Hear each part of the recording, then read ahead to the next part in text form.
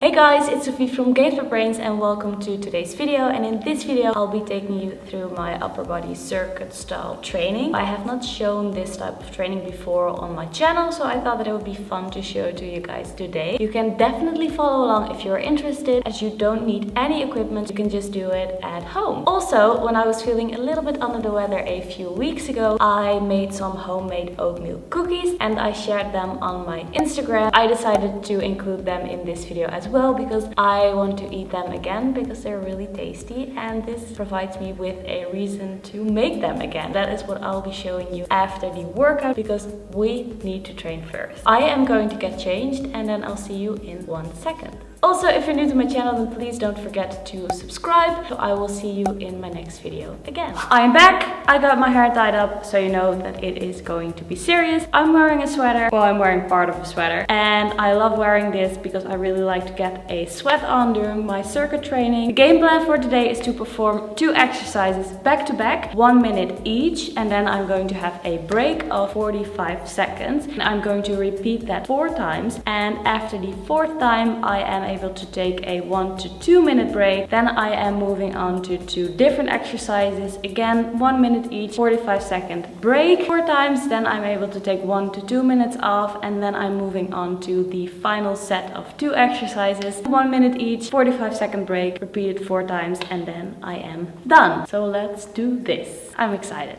For the first exercise, we are going to do shoulder taps. So go in a plank position. Make sure that your pelvis is tucked in. You can do this by squeezing your glutes. And then you're going to slowly tap your shoulders while staying as stable as possible. And we're going to do this for 1 minute.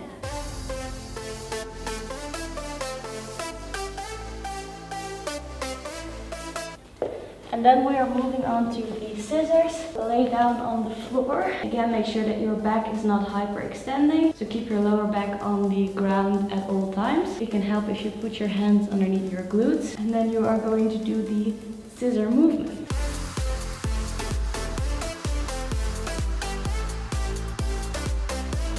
So we are finished with both exercises. We have 45 seconds of a break, and then we're going to perform the 2 exercises back to back again, 3 times more. And don't forget to keep breathing during performing the exercises.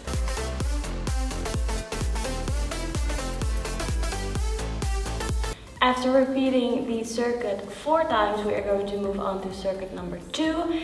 And the first exercise is the push-up. I like to modify it just because I'm not able to do push-ups for 1 minute straight while maintaining good form. So I am going to do them on my knees. Just as a guideline, the higher your head is from the floor, or the closer your head and your feet are together, the easier the push-up is. So if it is too difficult to do them on your knees for 1 minute straight, you can also perform them at bench level or even at the wall. So again, the higher you are, the easier it is.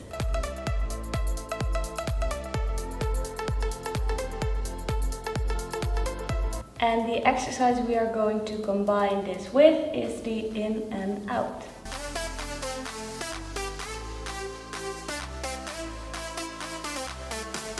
So during the in and out, you should not let your feet touch the floor.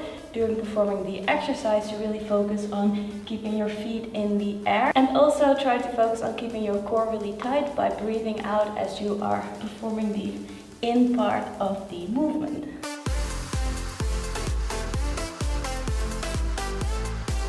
Next exercise is the plank up and down. So go in a plank position. Again, making sure that your pelvis is tucked in. And just go up and down.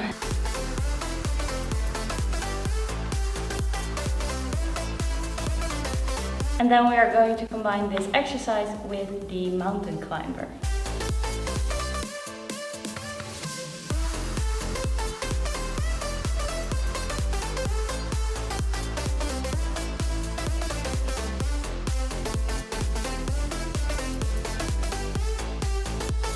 Now that everything is all finished and we're done with the circuits, let's make some cookies. So I am back in my regular outfit again, and I am going to make the homemade oatmeal cookies. They are completely plant-based, and for the dry ingredients you are going to need some rolled oats, all-purpose flour, brown sugar, which is my absolute favorite thing in the world, some dried coconut, not sure if you can see it, but also some cinnamon, a bit of salt, and some baking soda. I'll make sure to leave the link to the recipe in the description box down below so you can check it out. I'll also make sure to put the exact measurements of the ingredients in there. What I did is I divided all the ingredients by 3. I'm home by myself. There's really no need to make 12 cookies. Then I will eat 12 cookies, and I don't need to eat 12 cookies. I am going to make a few of them. So the first step is to mix up all the dry ingredients. So I am going to do that right now.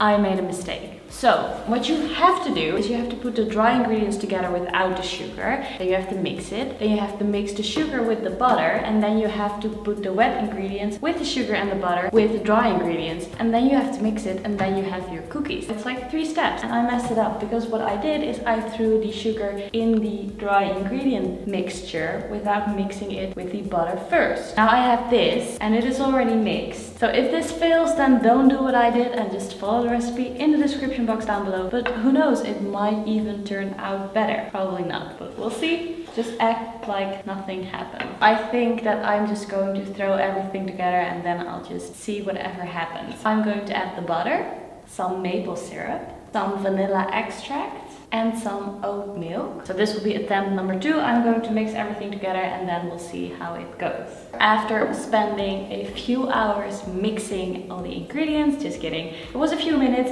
I think, because the butter was already pretty melted. It was very easy to mix it after all. So now I made 3 approximately equal portion sizes. And now the fun part starts, because this is like the base oatmeal cookie recipe, and now I'm going to add anything and everything that I like, and I'm going to make 3 different ones. You can just add whatever you prefer, and then we are going to put them in the oven. Cookie number 1 is going to be chocolate extreme. I have some chocolate chips, vegan of course, and I have some raw cacao nibs. And I'm just going to put that all over the cookie, give it a good stir, and then that is cookie number 1. Cookie number 2, I'm going to add some raisins to make a raisin oatmeal cookie. And then cookie number 3, probably guessed it already, is going to have some peanut butter, and I also have some little nuts mixture here I'm going to add in as well. Super excited for this one. Next step is to give them a nice shape, because that just adds to the experience of the oatmeal cookie. So now that I have my cookies on a little baking tray, I am going to put them in the oven at 350 degrees Fahrenheit for 15 minutes approximately. So the next step is to grab my oven. It's so heavy. And here we have our finished product. So we have the peanut butter, we have the double, triple chocolate cookie, and we have the oatmeal raisin one. I am so excited. It smells delicious, but I need to let them cool for a second, because now they're still a bit gooey and I'd like them to be a bit more crispy.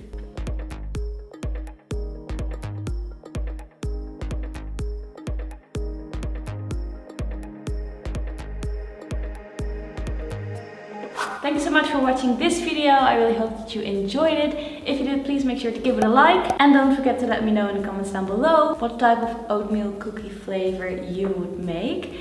And then I will hopefully see you in my next video. Bye guys. I'm not done yet. I feel like this video needs a taste test. So I already tried the peanut butter one, but we're going to act like that never happened. I am going to try the different flavors, and then I'm giving you my professional opinion. So what I really like about this one, the peanut butter one, is that you think that it is going to taste like peanut butter, but it isn't. And then it has the little nuts in it, so you have a slight hint of peanut butter, but it isn't completely peanut butter. Also, what really helps is if you swirl the peanut butter through your cookie dough, instead of really mixing it very well, because then everything tastes a bit like peanut butter. And now you have swirls of peanut butter. So cookie number 2, this is the one with raisins. I'm going to have a piece with raisins, because otherwise not a test. This one is really good, because you cannot go wrong with this flavor. If you're going to make these cookies for someone and you're not sure about the flavors, throw in a raisin oatmeal cookie. Probably like it. And now we're going to try the chocolate one. This one is my least favorite, and that is my fault, because I threw the raw cacao nibs in there. They're a bit bitter. So overall, peanut butter, number 1, raisin, number 2, can't go wrong with raisin. And then number 3 is the chocolate. would be number one if I didn't throw in the, well no, it would be a tie between the peanut butter and the chocolate if I didn't throw in the raw cacao nibs. That was my taste test. Hope you enjoyed watching.